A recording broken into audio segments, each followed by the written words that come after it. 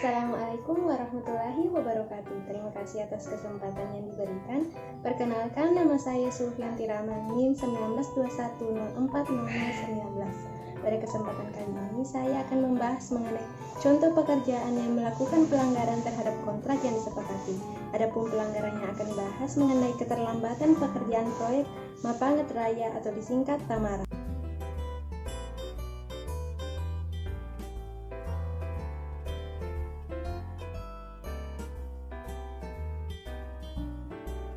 Yang pertama, kita membahas mengenai data proyek.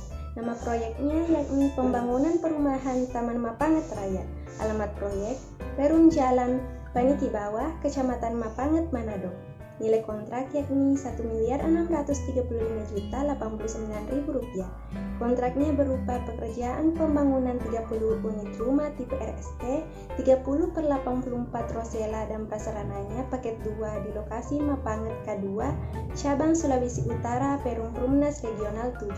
Kontraktornya yakni CV Karya Abadi.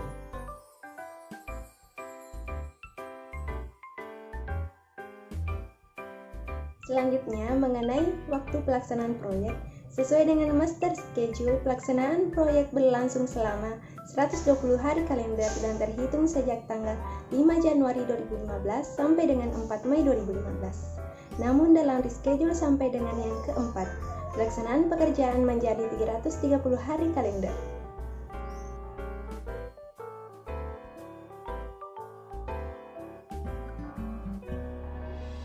Jenis kontrak yang digunakan pada proyek Taman Mapanget Raya. Jenis kontrak yang digunakan dalam penyelesaian proyek Perum Tamara yaitu kontrak lamsam. Kontrak jenis ini merupakan kontrak berdasarkan aspek perhitungan biaya dan referensi pelaksanaan pekerjaan dalam kontrak, menjadi dasar pedoman pelaksanaan pekerjaan di lapangan.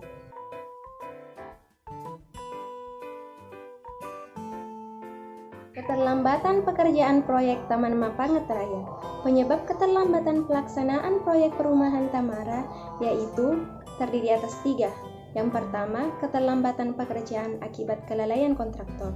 Faktor kendala pelaksanaan di lapangan di bawah pengawasan kontraktor adalah tanggung jawab kontraktor sehingga dapat dikategorikan ke dalam faktor penyebab keterlambatan akibat kelalaian kontraktor. Faktor-faktor tersebut adalah keterlambatan pembayaran upah tenaga kerja, kekurangan material, pengawasan yang buruk terhadap kinerja buruh, dan lemahnya kontrol waktu oleh kontraktor saat pekerjaan di lapangan. Yang kedua, keterlambatan pekerjaan akibat kelalaian owner. Adapun yang terjadi pada pelaksanaan proyek perumahan Tamara, yaitu keterlambatan pembayaran permisian terhadap kontraktor. Pembayaran tidak dilakukan sesuai kontrak. Owner tidak melaksanakan kewajibannya sesuai isi kontrak, melanggar perjanjian kontrak master kontrak pasal 6. Pekerjaan kontraktor terkendala akibat penangguhan pembayaran oleh pihak Perum Perumnas, di mana hal tersebut berdampak pada sistem cash flow CV Karya Abadi menjadi terganggu, sehingga beberapa pekerjaan kontraktor di lapangan harus ditunda. Yang ketiga, keterlambatan pekerjaan akibat cuaca ekstrim. Berdasarkan hasil analisa data di lapangan, faktor kendala dengan skor terbesar adalah cuaca, sehingga cuaca dapat dikategorikan sebagai faktor terbesar penyebab keterlambatan pekerjaan proyek perumahan Tamara. Keterlambatan pada proyek perumahan Tamara dapat dikatakan at large. Manajemen kontrak konstruksi Seng Hansen. Karena proyek telah 4 kali mengalami perpanjangan waktu penyelesaian, dalam hal ini disebabkan kurangnya kejelasan terkait ketentuan perpanjangan waktu dan kelalaian saat masa perpanjangan tersebut. Selanjutnya mengenai pasal atau bagian kontrak yang dilanggar. Adapun pasal yang dilanggar terdapat pada pasal 6 mengenai owner melakukan pembayaran kepada pihak kontraktor dengan tepat waktu. Konsekuensi keterlambatan terhadap owner dan kontraktor. Yang pertama, konsekuensi keterlambatan akibat kelalaian kontraktor berdasarkan kontrak kerja. Berdasarkan kontrak kerja proyek perumahan Tamara jenis lamsam, dalam master kontrak pasal 7 yaitu mengenai denda menyebutkan bahwa ayat 7.1 apabila pihak kedua yakni kontraktor tidak dapat menyelesaikan pekerjaan selama masa pelaksanaan, maka kontraktor akan dikenakan denda sebesar 1/1000 untuk setiap hari kelambatan dengan batas maksimum sebesar 5/100 dari nilai sisa prestasi kontrak atau sisa prestasi pekerjaan yang belum dilaksanakan dengan cara memotong pembayarannya menjadi hak kontraktor. Namun demikian, pada proyek perumahan Tamara denda terhadap kontraktor tidak terjadi disebabkan karena owner melanggar perjanjian dengan tidak membayar sesuai yang disepakati dalam kontrak, sehingga kontraktor berhak atas klaim perpanjangan waktu penyelesaian pekerjaan proyek. Yang kedua, konsekuensi keterlambatan terhadap owner terbagi atas 3. Yang pertama, segi mutu. Keterlambatan berdampak pada kualitas pekerjaan yang dihasilkan, meningkatnya biaya untuk effort mempercepat pekerjaan dan bertambahnya biaya overhead proyek yang kemudian pekerjaan terpaksa dilakukan lebih cepat sehingga beberapa hal teknis dilanggar demi mengurangi keterlambatan. Yang kedua, segi waktu. Keterlambatan menyebabkan kerugian yang tidak sedikit bagi pihak owner, kehilangan opportunity karena belum bisa menghasilkan profit dan tertundanya penggunaan fungsi bangunan. Yang ketiga, segi biaya.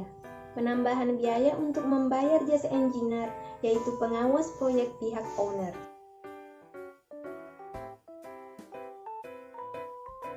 Kemungkinan keringanan konsekuensi apabila jenis kontraknya dirubah menjadi jenis kontrak lain.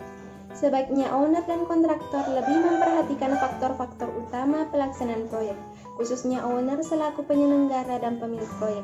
Sebaiknya mempersiapkan keseluruhan biaya sebelum proyek dilaksanakan, dan juga untuk meminimalisir konsekuensi kerugian akibat keterlambatan terhadap pihak owner dan kontraktor. Perlu adanya pembuatan klausul perpanjangan waktu secara jelas dan terperinci pada master kontrak. Kita ketahui di sini yang melakukan pelanggaran adalah pihak owner, maka yang mendapatkan konsekuensi dari pelanggaran tersebut adalah owner dengan terjadinya kerugian dalam pelaksanaan konstruksi.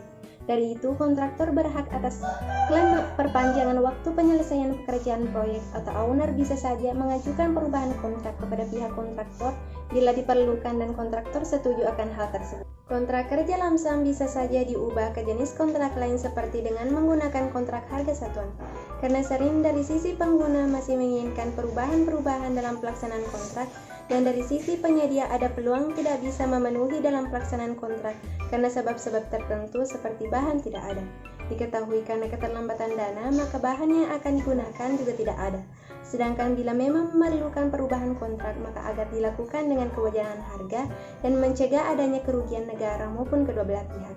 Dengan perubahan jenis kontrak menjadi harga satuan memungkinkan keringanan bagi owner dalam penyediaan dana. Itulah tadi pemaparan dari saya. Mohon maaf jika terdapat kesalahan maupun kekeliruan dalam penyampaian. Wassalamualaikum warahmatullahi wabarakatuh.